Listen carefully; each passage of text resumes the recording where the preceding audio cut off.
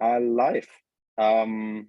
So hi everybody. I'm super excited that we have Ryan with us today.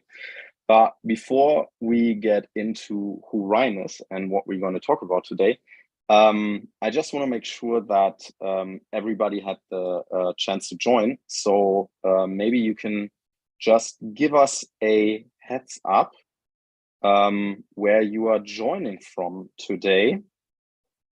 And let's see if everybody is ready. So anyways, it's great to have you here today, Ryan. Oh, thanks a lot. So tell me, Ryan, where are you originally from? Originally close to Chicago, just at the right at the border there in Wisconsin. Got it. So let's see if we have some people joining from Chicago today. That would be kind of a great thing to see. So anyways, like what we usually see is that a lot of people from Europe are joining, but we also had like people from like Asia. I don't know how that kind of work time zone wise, but I guess people are up late. But I guess we definitely have people from the US joining today. So anyways, just give us a quick shout in the comments where you're from. I can definitely see the first couple of people joining today, or like right now. We already have like 10 viewers. It's the kind of the beauty of LinkedIn Live that we can kind of see how people are joining. So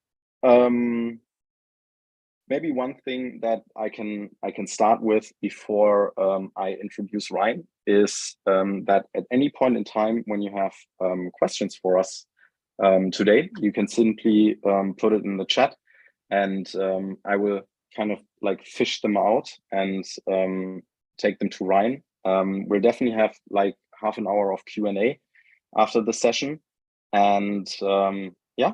I guess we already have like 14 people in the live stream, and I guess maybe I can just quickly start by introducing Ryan, because I think my personal story with Ryan, although he doesn't know about it, was that when yeah, Let's hear this.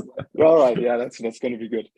So when I was studying back in the days in Germany, I had this friend coming to me and he said, "Look what these people at 37 Signals are doing and what they are working with." And he kind of introduced me to Ruby on Rails, and he introduced me to Basecamp, and I was like, "Who are these people?" I mean, it's like this bootstrap company that are doing like all these amazing things. And little did I know that one of the I would say shaping elements of the success was you. So yeah, that is like the little story. And I think it's always amazing how little we actually know the product people behind certain products that actually make them a success. So I'm super happy to have you here today. As I just said, Ryan worked with 37 Signals for nearly 2 decades, and basically he designed features that were used by millions and millions of people, and therefore can definitely attest to how you should work, let's say with having the limits of being a bootstrap company and really getting the best of your team. So he also wrote a book called Shape Up, and we're also going to talk a bit about that. But like the main thing we're going to talk about in this session is how shaping could be an alternative approach to Scrum, because this is one of, I would say, the most popular software delivery frameworks in Europe, and especially in Germany. So Ryan, thank you so much for being here. Thanks for that introduction.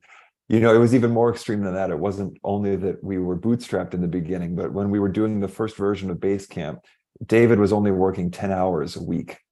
So this was, one of the mantras in the early days was embrace constraints. So it was really like how to squeeze every drop out of a small amount of time and small amount of resources. And then I also learned so much from those guys because when they could have exploded in growth, already in year 3, year 4, they kept things kind of, you could almost say artificially small, so that we could always kind of feel the pressure of those constraints. And it kind of pushed us into corners where we had to use a lot of trial and error and kind of be creative about how to be really targeted with the time and the energy that we had to actually ship things. So a lot of what made its way into the book Shape Up, kind of came out of a lot of this kind of creative trial and error under these constraints for so many years. That's actually super interesting. So what would you think is, like, I mean, you mentioned like the creativity that kind of comes with the constraints, but what would you think is the one advantage that you have when you have these kind of constraints?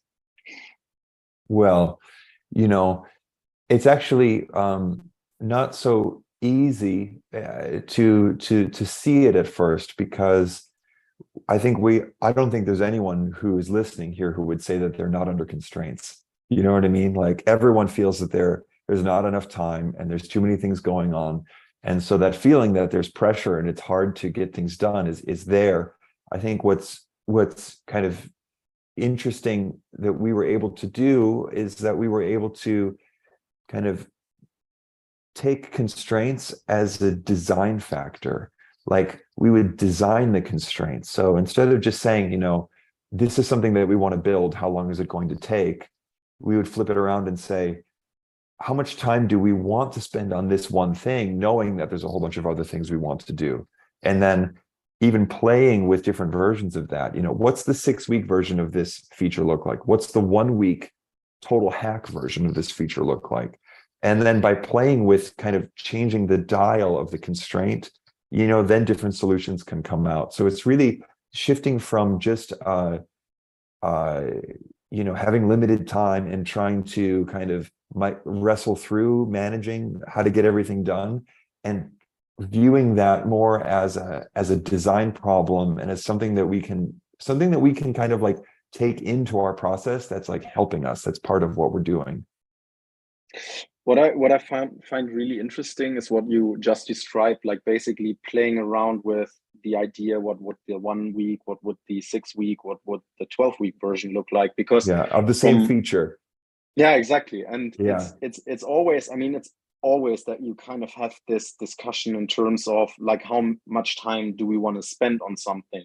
But so I'm kind of used to the discussion in terms of you bring it to your development team, and then you kind of see where it's going, and you see like, does it take us 1 sprint, does it take us 2 sprints? But it's not like a whole, at least not that I've seen, that people play around with like, okay, how much would we gain when we spend like 1 week, or how much would we gain when we spend 6 weeks? It's usually like, how much can I get for this amount of time, because this is the amount of time I can spend. Yeah, it's also that I think what happens naturally with a lot of teams is that the scope actually gets fixed really, really early. So there's some conversations that happen, there's some drawings that get made, maybe some Figma files or something like that, and then all of a sudden there's this feeling among the team that like, this is the thing that we're supposed to make, and it can't be different than this, and it can't be less than this.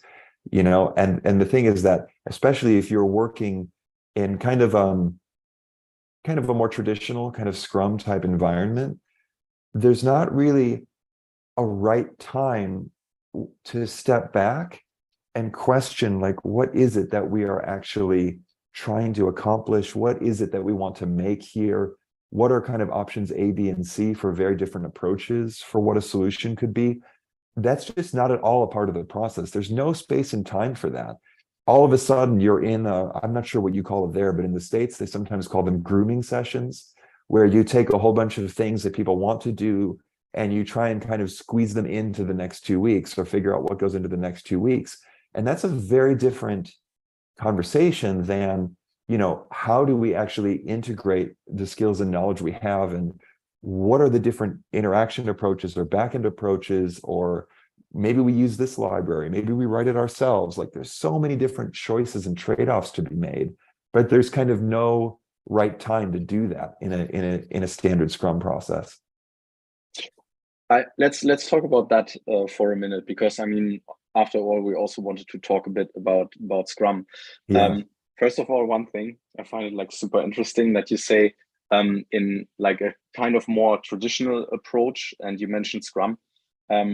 Just a fun fact: we had a comment under one of our below one of our videos today, and what he basically said is he would be happy if his company would even be adopting Scrum. So we also have to face the fact that at least in Germany you can do probably a whole lot worse than Scrum, in the sense that there's like a process at all. But that's also excellent. It means that there's less to unlearn. There's more opportunities to even jump into something else, so that's actually really cool. True. Yeah. So what I want to talk a bit about is what you call grooming or refinement. Because I find this like super interesting when you say like there's no proper place to essentially challenge scope, turn it around, maybe also challenge it with designers and engineers. And what I'm wondering, do you think that's because Scrum is built the way it is, or is it just because it kind of encourages that behavior, but it was kind of meant differently? That's a good question. I think there's a couple aspects to this. So on the one side, we could talk about how the Scrum process actually works and kind of what it encourages and so on. But there's a whole other piece to this. There's very different kinds of work that have to happen in a product team or in a software company. There's the work that is, let's say, planned and strategic. There's the work where there's something that the company wants to do, you as the software maker want to do, that has a strategic meaning for you, and it's something that you are going to do as a project on your own schedule. That is very different from what we could call the reactive work, something that is coming from a stakeholder, from a customer, from sales, that has a lot of urgency attached to it. And it's somehow not on our schedule to decide when that work happens, And there can even be strategic work that we want to do, like maybe we want to do some kind of an integration with a partner, but because of interdependencies with the third party, we can't actually completely control the scheduling and the timing and say that this happens on our terms, according to our plan, on our timeline, because you're going to have to wait for certain pieces to be done on the other side of that integration. So there's a whole class of work, the reactive work, the work that has urgency attached to it, the support work, putting out urgent fires, integration work where you are dependent on other people's timetables, where a ticket-based system, which Scrum is a special case of, right, is a great way to work, and it's the most appropriate way to work. And a lot of software companies, when we look at this kind of from the product perspective, when there are things that we want to do strategically, we forget about, how much of the business and how much of everyone's time can be putting out fires and reacting to things, right? And I think we need to take this into account when we talk about process.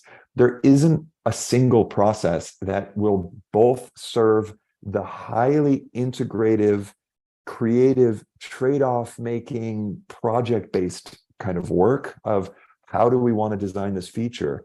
That's a totally different animal than this little atomic unit of work came in. This thing has to happen for marketing. Otherwise, they're going to be waiting for 2 weeks for no reason, for 2 hours of work, right? So I think in the beginning, we can kind of separate these things and say there's the reactive work, there's the work that's on other people's schedules, and then there's the project planned work that's on our schedule. So, the whole kind of Scrum system is very reasonable. If you have a whole bunch of stream of little things coming in and you have to do the best that you can in a batch to do the most timely things as fast as possible, that's a really appropriate system. The problem is that when we start to extend that and try and use that for the really strategic work, where we want to target some kind of an opportunity with the people we have, with the time that we have, with the kind of what's going on in the market, then what we see is that Scrum simply was never designed to help us to really make trade-offs, for example, between the interface design and the back end, or between different alternate approaches. This whole aspect of what we call kind of shaping the solution, it's simply not there. Scrum assumes that there are already units of atomic work that are meaningful. And the thing is that, like our project work, it doesn't come like an IKEA box where there are a whole bunch of, very carefully designed modular components that you can describe one by one, and they're all going to fit together in the designed way. When we're doing a new feature or some meaningful new development, something we've never done before, there are a whole bunch of unknowns there. We can't really forecast how it's all going to fit together and what we're really going to need to do. So in that kind of a situation, kind of shredding it apart, sometimes I joke and call the Scrum process a paper shredder for project work, because it's like you take something that made sense as a whole and then you feed it into this machine, and then now you have 100 tickets, but they're not integrated, they're not interdependent anymore. We're not making trade-offs or looking at the relationships between the work anymore. We're kind of artificially treating it as if they are atomic units and they're all magically going to fit together in the end. So when it comes to project work, that's a place where Scrum really doesn't help us very much. That is actually super interesting, because that's where Scrum really claims it has its value, right? It's about basically delivering value, and what you describe, or what you described now, is that you feel that it's really good for this kind of maintenance and reactive work, which is still valuable. I would still call it value, but I would say it's sure. it's different than kind of that kind of product-led those product-led strategic efforts. Sure. Mm-hmm. So but here's the other thing too, is remember the origin story of Scrum, right? Scrum came out of the Agile movement, and let's say the small a Agile, yeah? And the Agile movement was created by programmers. It wasn't created by designers. It wasn't created by like product people. It wasn't about the integration of all of those different things. It was about the fact that programmers were constantly getting clients telling them, no, that's not what I wanted. No, that's not what I wanted. Actually do this instead. So there were changing requirements all the time coming to the programmers. So if you're in that environment and you don't get to control the scope and you don't get to control the requirements, you are actually doing reactive work all the time, and it's only in the last 10 years that this whole kind of notion of product started to really gel and become something known, something that really exists in the industry. And now that this kind of product function exists, we are no longer in that universe where there are engineers or programmers somewhere who just get people asking them to do things all the time. But we, for example, in teams who are working in a shape-up inspired model, we're bringing programmers and product people and designers together in collaborative work sessions to actually figure out what it is that we even want to build before we make the time commitment. That's super interesting, because what I would so being the devil's advocate here for a minute, I would argue that you could also do that in a refinement session, but we have already talked about that it's mostly not happening in refinement sessions properly. So the question is that because we use Scrum in the wrong way, or is it because the framework? So I know that I'm repeating the question, but I find this like super interesting now that we are talking about it. Is it that kind of Scrum, because also of the origin story you describe, kind of encourages this behavior of basically, I want to say, tailorizing development work? Mm-hmm. So I don't want to overdo it in the response here because I've seen some interesting cases. I've seen companies who were fairly large, who had an engineering team in place, and that engineering team was doing Scrum. And those teams understood that they needed to somehow make more progress on meaningful strategic work. For example, we did a project with Autobooks based out of Detroit, and they did an amazing job without changing the way that engineering works, just by bringing one very senior engineer into the product team and much more deliberately and, let's say, more technically shaping the work that they were going to do before it ever went into this what you call the refinement session of Scrum. And what they were able to do in that case was basically they knew that they had to feed their work into this machine, so they could treat that machine as a noise factor and say, this isn't something that we control, but we can give it a better input. So what they ended up doing was they did more, let's say, upfront technical work to really understand how the bones connect, and that there's a clear kind of viable approach in the architecture of this thing. And by doing that, they were able to basically feed in what then kind of became standard tickets and stuff like that. But it was much more deeply considered, and it was considered in an integrated way with input from business and product and designers in the shaping sessions. So it is actually possible to treat these as separate things, that we can do very integrative shaping and then feed that into a Scrum process. Now, of course, we're not going to get exactly the same results as if we had an autonomous team who wasn't slicing things into tickets in the first place. But that is possible. The other thing that I've noticed is that Scrum actually, we could call it basically a delivery process. And it presumes, even in the word refinement, it presumes that there's already some input coming in of what the work is. Yeah. And what I've noticed is that whether you're a Scrum team or not, actually, it kind of, in a way, doesn't even matter what methodology you use. Once a cycle starts, or whatever unit of time, like some shape-up teams have 3-week cycles, some have 6-week cycles, sometimes it's a variable time box. And in Scrum, you have a 2-week cycle most of the time. But whatever that time box is, when that time starts, it's like the gun going off at the beginning of a foot race, and it's just kind of like, you can't influence anything.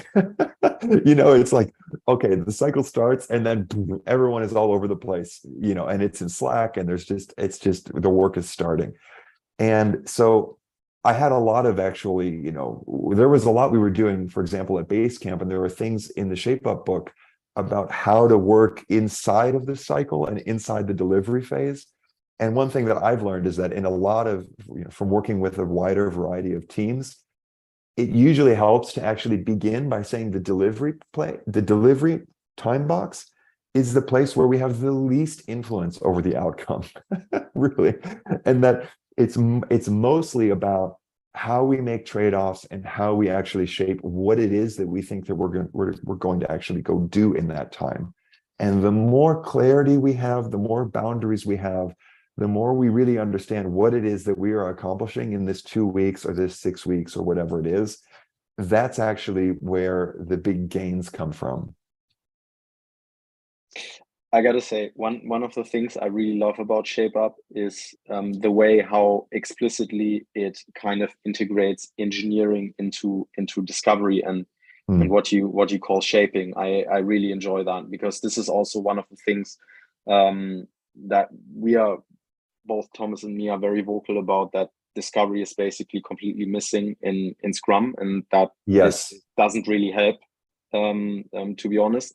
So I mean, I know that it can be done around it, but it just doesn't help that there's no mentioning of it in it, and it makes perfect sense. You reminded us of the backstory of Scrum just a minute ago. So let's talk a bit about shaping and how it can help. You already touched on that in terms of, but maybe you can just take 5 minutes and explain the kind of gist of it, how it works, because I'm sure some of the people who have joined already know what it is. If you haven't, you definitely should check out Ryan's book. Definitely also check out his introduction into shaping. We can just put that in the chat a little bit later, but maybe you can just give us an introduction into what it actually is, and how it can help you opposed to a Scrum. Yeah, so shaping is basically what happens between when an idea is raised, or we think we should build this feature, we think we should build a calendar, we think we should build, the event database or the notification system. There's this idea that comes up, and then somehow that idea gets turned into work, that has to be done. And maybe it turns into tickets in one environment, or it turns into a brief in another environment, or a package of shaped work in a shape up environment, whatever it is. Something has to happen, some process has to happen there. And what you very often see, what happens naturally, is someone says, we should add we should add an events layer to our intranet system. So, and let's have a kind of an inner and an outer level of communication for people who want to know about the event versus people who are participating in the event. And someone starts, as soon as the customer or the product person, whoever it is that has the idea, even says the idea, they are like covered in solutions. You know what I mean? Like everyone is jumping all over them saying, oh, we'll do this and we'll do that, and we'll do this and we'll do that, right? And naturally what happens is we kind of wrestle with this conversation until we feel that we have some clarity about what to do, and we kind of land on the first thing that everyone thinks we should do, and now it's somehow like, well, that's what we agreed on, so now we have to build what we all agreed on. and so the scope gets fixed very early in a kind of chaotic, urgent discussion of everyone's just impulsive ideas, right? And then we end up talking a lot about struggles with estimation, right? This is a famously difficult topic, estimation. And the whole concept of estimation is that we already know what to do, and all of our problems are about how long it's going to take. And what we do with the idea of shaping is that an idea comes in where we are going to add this layer to our event system, right? Where we have inner, outer levels of communication for people interested versus the participants. And now we say, okay, are we really going to invest time in that? Yeah. And let's say we have a good business case for spending time on that. Then we say, okay, we are not going to just throw some work at people. We are going to try and understand, how much time do we strategically want to spend on that? We call that the appetite in Shape Up. What's our appetite? Is this something that we just need to somehow resolve in some way in the next 2 weeks? In which case there might be a lot of, clever hacks or temporary solutions. Or is this something that is, let's say, competitively meaningful for us or differentiating for us? And we would actually be very happy spending 6 weeks, or even maybe more than one cycle eventually, building this thing out. So then we have a sense of the amount of time that we are willing to spend. We might also have other constraints, like who's available to program right now. Very often, the person who we might want to be building this is totally up to their neck in some other thing somewhere else, or other people are going to be interrupting them for their time. So not only how long do we want to spend, but what is our capacity? Who's available? Who on the front end and the back end could we pull into a project in the near term? Then knowing that, we can start to play with different ideas of what the solution might look like. And this is before we've actually committed to building something. And this is like, I like to use the example of home renovation because it's something very familiar to a lot of people. You might have the very clear idea in your mind that you want to change renovate the bathroom, and it's in a house which is 100 years old. And you could have a perfect idea in your mind of why it's worth doing it now. The plumber is available to, all the workers are available. You have budget for it, but you don't actually know what's behind the walls. And until you've actually opened up the walls and checked out what's going on with those old pipes, you don't know if it's going to be a 10,000 euro project or a 30,000 euro project or whatever, because you don't really know what's involved in doing it, right? And of course, if it's something routine that we've done 100 times before, then we are in a different regime. And this is not the type of work we're talking about. But if we're building something that we haven't built exactly before, there are going to be all of these unknowns and all of these kind of trade-offs waiting for us once we encounter those unknowns. Once you realize that, oh, this is more complicated than we thought, now we have to figure out, well, how much of the original project do we still want to do, right? Or is there a different way to do it? Or can we rethink what the problem is? So normally what happens is teams kind of think they know what they want, draw a bunch of specifications or requirements. So maybe a lot of Figma drawings today is something what you would see. And all those Figma drawings kind of represent our imagination of what the new bathroom should be, right? Or the new kitchen. And then it's then only in the last moment when we think we're starting the project that it goes to the technical people and they say, no way.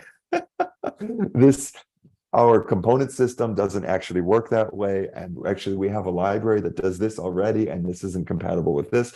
And the whole concept is, there's a lot of rework happening, So, and a lot of teams are actually just used to this rework as a part of normal life. And actually this rework, when you're committed to going down a path, some Figma drawings were made, we're supposed to be building this, somebody promised the customer, it's already on the roadmap, all of that, right? Now, there's a bunch of unexpected complexity coming up. And where do those go? They become tickets. So we are also kind of drowning in our own unfinished work and the additional unplanned scope from the things that we tried to plan earlier, right? So this is difficult. So the whole notion of shaping is that we carve out a work step. It's not a meeting, it's not coding, it's actually a work step where when we have a raw idea, we think we need this new thing in the event system, or we think we need this new functionality in the calendar, then we get a more senior technical person, so someone who understands how the things are built. We have someone who understands the business case or why this is important. And we have someone who understands the interaction design, the experience side of this. And it could be that you have the unicorn person who is all of those in one. It could be that you have two of those in one. There's different possibilities, but those skills are somehow present. And those people come together in a room synchronously for a very intense, maybe 2 or 3 hours.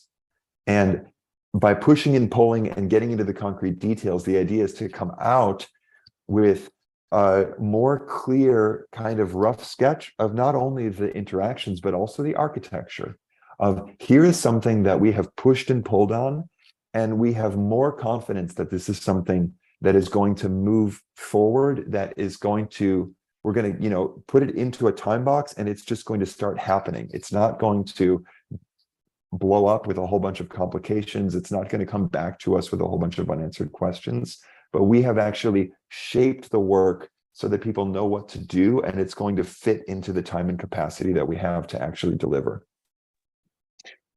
So what you're basically saying is that you kind of have this work block that is way more like, that happens way earlier than a refinement would be, because in a refinement, usually like the product manager would sit down with the designer and like do these like super glossy Figma thingies, have already showed it to the stakeholder, to the clients or whatever.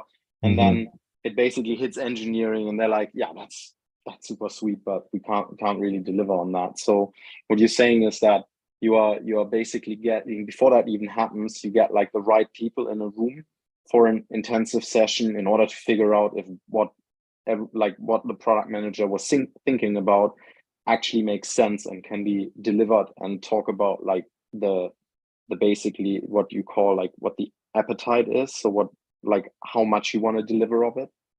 So did I get that right? Yes. And, if we think about the example of the bathroom renovation, it means that we are not agreeing on the perfect color for the tile, right? If you want to have a perfect rendering of the final bathroom, that's a very different output than if you want to have a let's say, clear and precise schematic drawing of where the wall has to be opened, where the pipe has to be moved, you know what I mean? Like these kinds of things. And so the result can be precise, but it's not hours and hours and hours of a designer's time also falling in love with the concept, right? So we differentiate between, figuring out what are the architectural decisions that are necessary for the project to be successful versus what are all of those kind of details that can get worked out later once we're committed to the project and it's not going to blow up. So coming from an engineering background myself, I would say, wow, that's absolutely fantastic, right? So I mean, I'm a strong advocate for basically getting technical people into these processes and into discovery very early. Yeah. But how about like the design perspective? Because I can imagine that because like one thing that a lot of people told me in the past was we have to think about what is possible without knowing like the technical constraints at first, so that we can actually think kind of outside this technical box. And I was wondering, because I could imagine that you have been confronted with this argument before, and I was wondering how you are usually responding to that. All of this fits together very well. So if we could, there's a micro version of this, which is kind of the everyday projects, and there's the macro version of this, which is kind of the big visionary reinvention and stuff like that, But let's just start on the micro level. It's very healthy inside of a shaping session that someone who is, let's say, looking at the problem more from the perspective of the user experience says, but maybe there's a way. I get that there's maybe not a way today, but could there perhaps be a way where we could do this totally different interaction, right? And because the clock hasn't started to tick yet, right? It's a very different conversation when we're talking about hypothetical work, right? The designer could have a totally visionary idea or a novel idea or something very creative, something that hasn't been done before technically. And the technical person might say, that seems hard, or we've never done that before. That doesn't mean that the technical person wins and we never do anything hard or we never do anything new.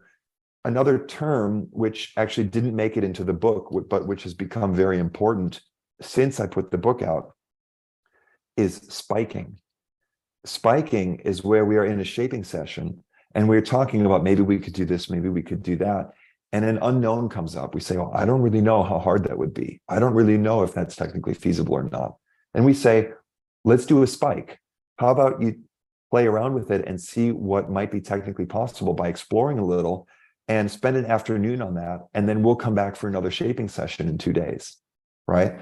So there's actually way more possibilities for that push and pull and for kind of digging into that kind of R&D work when you're not on the clock.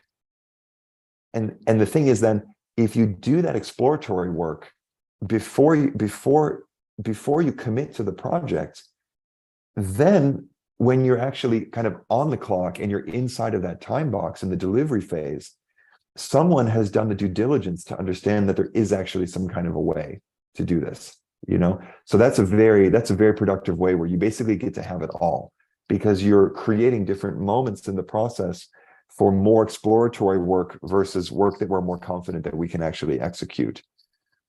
When it comes to the kind of very big picture visionary stuff, there's a difference between, we have a team that is going to become free in 2 weeks and we have to give them work, to we have something that we think is really important strategically for the company, and we would like in 6 months from now to be able to start actually giving teams something to start building.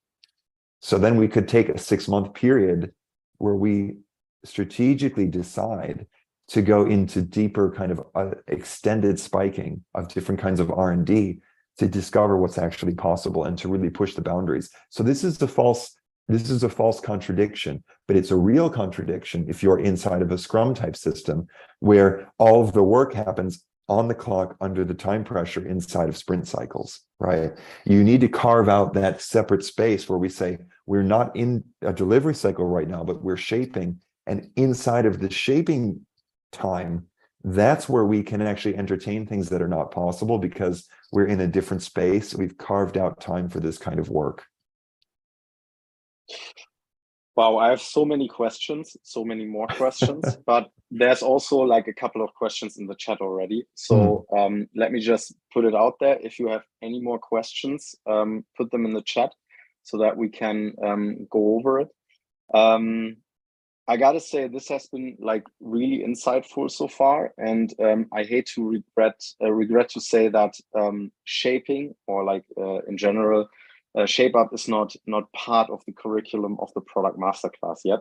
But after the conversation today, maybe we should make it part of it as an alternative method to not only like delivery, but also like a full-fledged delivery discovery process. So in any case, we actually have a course called Shaping in Real Life that my wife and I created together. And in the beginning parts of this course, we actually talk about how, you know, shaping might be a term that kind of comes from the stuff that I wrote, you know, but actually everybody is shaping in some form, right? There is some way that the team is kind of working out what to do before actually making that commitment inside of the time box, right? And so one of the things that's been really fun for us is to step back and see how can we just put different skills into place, or, you know, different practices to help with that shaping that anyway has to happen in some form. Yeah, that makes a lot of sense. So I put the link into the chat if you wanna check it out. Feel free. So let me go through the question. And so of course, one more thing, if you wanna get updates on our LinkedIn Lives, we're doing these quite regularly. So just basically like our page, Product Masterclass. And if you are looking for either upping your product game or advancing your product career, definitely also check out the Product Masterclass. And we have very regularly have people like Brian with us for LinkedIn Lives to share their knowledge. And again, thank you so much for that. So Jan had a question. So he said, I know at Basecamp, you do have these setups of a designer front end and a backend engineer as kind of a duo working 6-week cycle on a scope of work. How critical is it for Shape Up to have very small teams working on a scope? So I would say that it is so I think there's two pieces to this. One is the question of small teams, and the other is the fact that the designer is always there. I think, speak to the designer part first. Most companies that I've encountered do not have enough designers to pair a designer with the programmers on every single project that's going throughout the duration of the project. Usually you have something that's more to the other extreme, like one designer for 10 programmers. So this is definitely a place where Shape Up, as it was practiced at Basecamp, is simply not going to work for a lot of teams. So we actually have a lot of interesting ways of dealing with this. There's a lot of workarounds, from doing certain pieces of design up front in the spiking to actually identifying which aspects of the design are more like choosing the tile in the bathroom, which things are more like the paint and the beauty and the layer on top, as opposed to where does the wiring go and where do the pipes go and this kind of a thing. And in that case, actually, there's a layer of interior design that can very, very meaningfully happen on almost on a kind of a ticket basis after a cycle of work has been fully built out. There's some really interesting things that we're actually seeing with that, but that's another topic. About the small teams, I don't think that this actually is Shape Up specific in any way. I think that you'll find that if you try to give 4 or 5 people a technical task, that it just makes it more complicated. for software development, most things are better scoped down to something that 2 or 3 people can execute together. And even, yeah, I really not more than that. You know, if you have more people than that, usually it means that there are kind of extended parts of the stack that you're trying to deal with. You know, you're not going to have 4 people all working on the same part of the same back-end piece of code simultaneously. It's just not possible, right? And if you can untangle those into separate streams of work because they're actually not in the same part of the code, then it's going to be more productive to have a tiny team working on this piece of work with these clear boundaries and a different tiny team working on this piece of work over here with those clear boundaries, as opposed to trying to put a bigger team together. I think that's probably quite universal and not really shape up specific. Super interesting. He had like basically one part of the question that I left out, but I think you already scratched on that. He asked, what is breaking first when you scale to a product team, whether it's product manager, UX, multiple engineers or platforms? Yeah, so I mean, a lot of things. I mean, honestly, if you take the book as the one true way, many things will break for a lot of different companies, because Basecamp had some very specific attributes. You know, Basecamp was bootstrapped. It had a high ratio of senior versus junior technical people. There were a lot of designers relative to the number of programmers. There were a lot of things there, you know. So there's going to be a lot of things in the book that don't directly map. That's actually why we ended up making this course, the Shaping in Real Life course. And a lot of the work that I've been doing over the last 1.5 to 2 years has actually been about taking all of those things, which are kind of the one true way in the book, and turning them into separate practices that you can kind of adjust and tune one by one to make them fit. For example, if you have an existing organization, or you talk about kind of scaling up to a size where you have multiple, you know, product managers, one thing that you can do is you can look at those people that have that title, product manager, and you can, roughly speaking, put them into 2 kind of categories. There's going to be one category which is, in some companies, is going to be more responsible for communication and ritual. And there's going to be another category which is more responsible for deeply understanding the business problem and the customer needs and so on. In the case where you have a product manager who is mainly tracking communication and ritual and so on, their ability to contribute will actually diminish in an organization that becomes more and more following shape-up style way of working, because there's less of a need for that. But when it comes to the product manager who deeply understands, who's kind of responsible for understanding what matters, what the customer is trying to do, what's going on with the business, how different priorities are competing, that person is super valuable in a shaping session. And we also talk about a work step before shaping called framing, where we actually are making the business case to spend time on something, right? How do we even make the decision that we should shape project X instead of project Y? So there's a lot that they can do there. And I talked about the shaping sessions with the technical person, the product person, and the designer. And here the product person can be very useful. Wow, this is like, I think this is the topic in itself. So I could probably spend like there's a 2 lot hours talking about it, because especially like there's always, I think in Europe especially, we have this argument about, like, a very like long-standing argument about like product owners and product managers, and especially in the US, you predominantly call them product managers, what they are. In Germany, we have a lot of people who actually have the title product owner, and they are like fairly often what you described as kind of communication centrals. I usually, like, I call them like requirements translators, because that's what happens a lot. And I mean, if you use product people like that, you only get like 1/3 of the value out of them. So yeah, I just need to add that because it kind of struck a nerve with me. Yeah, I mean, that role, which is more communication and kind of ritual based, is of course useful when you have a lot of chaos, you know, and when you have a lot of disconnects, right? when you have requirements coming from these people over there, and they're not actually involved in the session when you design what to go do, and the technical people weren't involved in that conversation, there become all of these difficulties that arise out of those disconnects, those gaps. And then, of course, when you have a lot of difficulties, then you need help to manage all those. And it makes sense that you would have a lot of communication work to be done, and a lot of coordination and communication. But the more that you start to integrate the person who thinks they have a requirement and the person who knows what's viable to build and so on in shaping sessions and framing sessions and spiking sessions, you'll discover that the communication outside of those sessions is it's honestly a lot simpler, and it's a lot more straightforward. So then you have this shift from the person who was kind of herding all the cats to product is more about actually having the domain knowledge and the business understanding. I have another one for you.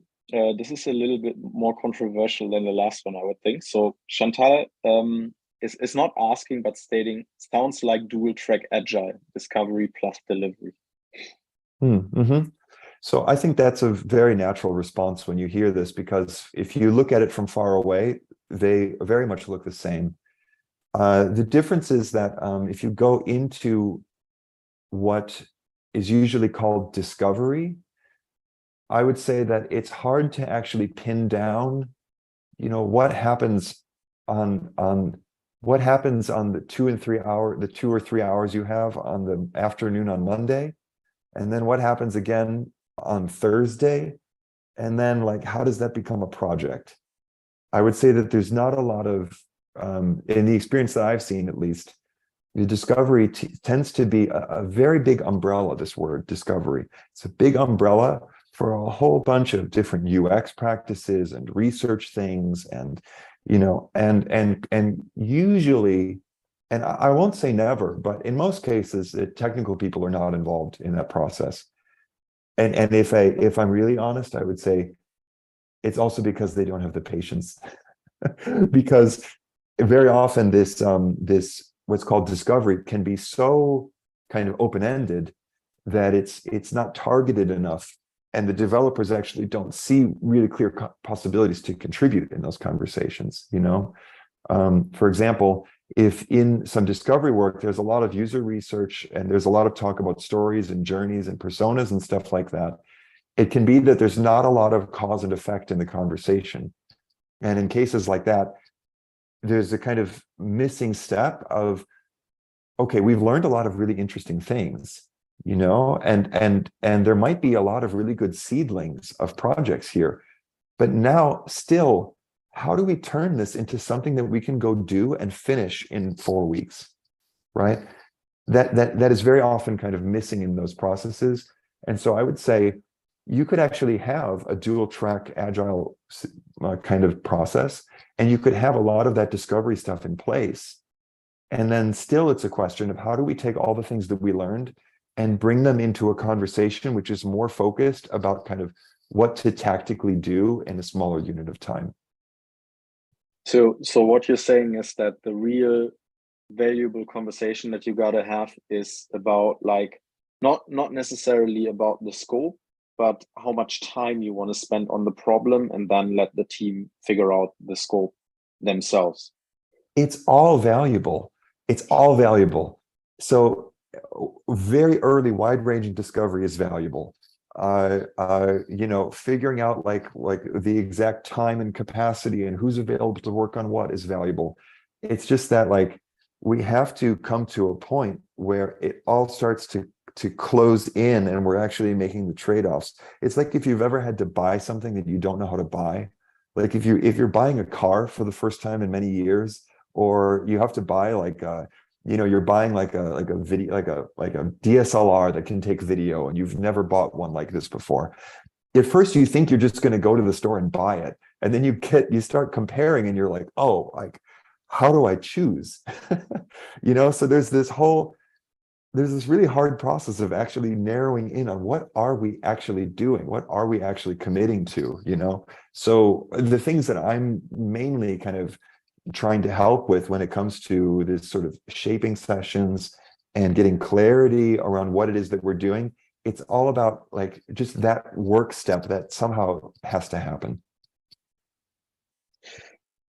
I have another one now coming from shaping to the framing space. Frederico is asking, is the framing space more related to jobs to be done and uncovering demand? Wow, that's a very astute question. To answer it, I would step back very briefly and say that there are kind of two sides of the product development universe. There's the demand side and the supply side. The demand side is where we try to understand people's lives. And the supply side is where we try to understand what we can build. And as product people, we somehow have to link these two together, right? If we know what to build and we say, oh, let's make this button that does this thing. Well, we might be able to ship that. But if we don't understand how that would fit into somebody's life and what they're doing today and why they would do something different from what they do today, then we may find that after we ship it, it isn't used the way that we intended, or people don't value it the way that we thought that they would, right? So these are totally different kinds of work, right? On the one hand, everything that we build on the supply side is in a way kind of under our control, right? Because we get to decide what to do. And what people value and what people are trying to do in their lives on the demand side is a purely empirical question of like, what is happening out there? We don't get to influence that. So these are two different worlds. When it comes to framing is actually the place where these two meet. So on the demand side, there's a question of what is going on in the world where someone is struggling with what they already have, and we might be able to do something that would be better for them, right? So there has to be some struggle, something where people aren't satisfied already, and that creates some opportunity. Then there's also the question of, how much will they value it? This is also coming from understanding their context to understand how meaningful it is or how important it is. Then it's a question of, given our understanding of why people want this and what they're trying to do, how much time are we willing to allocate to this? What's the case that we would make internally to dedicating our supply side resources to building something? So you see there's kind of a link there. So I would say that to the demand side half of that framing work, then for sure I would go to the job to be done kind of world to answer that work. And that's absolutely kind of how I think about doing it for sure. Great. I think I have a last one that I just saw. So Nick, he's saying a couple of things, but he's also asking something. So bear with me. It's gonna take a minute.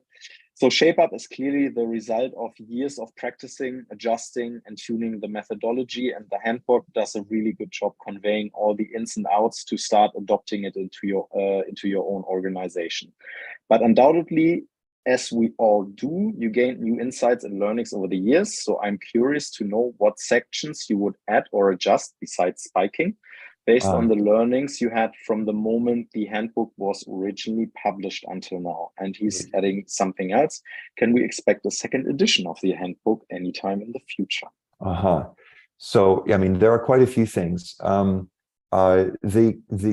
core principles are all very much intact. But when it comes to how to actually put it into place so that it works on a company by company basis, here there can be a lot of differences. So for example, the book says 6-week cycle with 2-week cool down. And what we've seen is that is a very good fit for companies who are self-funded and who aren't under kind of strong external pressures, but get to set their own course. If that's not you, then it can totally work to actually set time boxes on an ad hoc basis. Like we're going to shape a 3-week project. Then we're going to do a 1-week project. Then we're going to do a 4-week project. So the length of the time box is actually not something holy at all. But the book might make it seem that way. Having a designer on every project will enable more possibilities, and there's a lot of fantastic things that come out from working that way, but it's not a requirement to do shaping. Shaping is actually about knowing who is going to be available and then coming up with work that is going to be meaningful for them, given those constraints. So if there isn't going to be a designer, we still have to shape work that the technical people can go do that is going to be a really efficient, meaningful use of their time. So this actually doesn't depend on whether or not we have designers inside the cycles or not. Let's see. There's quite a few other things. Another big one would be the betting table. The betting table assumes that you have the luxury of shaping a variety of different things, and then you're going to kind of look at all of them and then pick one for the next cycle. And in many companies, that is not realistic, and it's not a good use of time either. In those cases, it makes more sense to be very, very targeted and say, here's a potential project. Here's something that customers are telling us about. Let's see if we can frame that. Then when it's framed and we say, we've made a good business case that this is worth pursuing. Basically, we could make the bet at that time and say, we're going to invest time in shaping this. And assuming we can shape it, we're going to give it a green light and go do it. So instead of a betting table at the end where you have a kind of portfolio of different pieces of shaped work, it can make sense in a lot of companies to be very kind of one by one, this thing seems important. Let's see if we can frame it. Yes, we managed. Let's see if we can shape it. It looks good. Okay, let's go deliver it. The last thing maybe in connection to that is this word pitch has caused so much confusion because, pitch sounds like you're trying to convince somebody, you're trying to sell something. And the thing is, when you've understood that shaping actually is more technical than the book might have made it sound, I think a close reading would still get that through. But if you really do the work of making the technical trade-offs in shaping, you're not just making a sales pitch in the end. This is something you put a lot of time into, right? So what we've understood is that it makes more sense to talk about shaping the work and then packaging what we've shaped. Taking all of those scribbles and everything that's on the whiteboard or on the Miro board, and then kind of formalizing that into a document that is going to survive time or survive the changing of hands. And we say that's a package. And then the spirit of a pitch of like, I'm going to try and make the case that we should go do this. This applies much more to framing. And there we actually now call the output of framing a frame. So, we kind of can eliminate this confusion by taking that word out. That would be one thing that if I could go back and just, on the original text, it would be helpful to change that language. Got it. Yeah, I can see why this might have been a problem for some people. Yeah. So I know there's like so many more questions out in the chat, but it is 6 already, at least here in Germany, and that means we have reached our time box for this event. Brian, thanks again so much for joining us. This was again like a super insightful discussion, and I'm pretty sure that a lot of people who joined today took a thing or two that they can take home and think about whether they are adopting a shaping for themselves and their companies now. You are the guest, so you have the last words. Is there anything I would just like to offer that? Yeah, thank you. No, I would just say thanks a lot because I actually really enjoyed it, and also very interesting questions. And yeah, I really enjoyed it a lot. For next steps, if anyone is interested in more, they can check out the website, feltpresence.com. If you're totally new to ShapeUp, there's actually a 20-minute kind of overview video there called Shaping in a Nutshell that will give you kind of the core principles and some of the key ideas. And as I mentioned before, now we have the online course as well, Shaping in Real Life. And that's where we get into all of this new stuff of shaping sessions and spiking and framing and packaging, and really look at kind of how to do it and how to tune all of these different steps and practices so that it can be something that's custom fit for your organization as opposed to doing it purely by the book. So you can sign up for the waitlist there, and we'll have probably another cohort coming in May, we're planning, where we'll do another group going through the course then. Perfect. So definitely highly recommended. I saw a lot of hearts and claps in the chat. So I can see that people enjoyed it, and we have a Maybe lot one of other thing. thank yous. Yeah, You have quite a few in Central Europe in the audience, and I'll also be speaking a bit in Europe in May. So I'll be in Paris on May 24th and in Madrid on May 26th, I believe. And those are both for La Product Conf. And so it would be great to have people show up and to be able to meet in person and say hello. perfect. So if you want to meet Ryan in person, come to Paris, come to Madrid, and yes, again, thank you so much, Ryan, Yeah, for thanks, joining Sebastian. us tonight. And yeah, hopefully talk to you very soon again. All right, take care.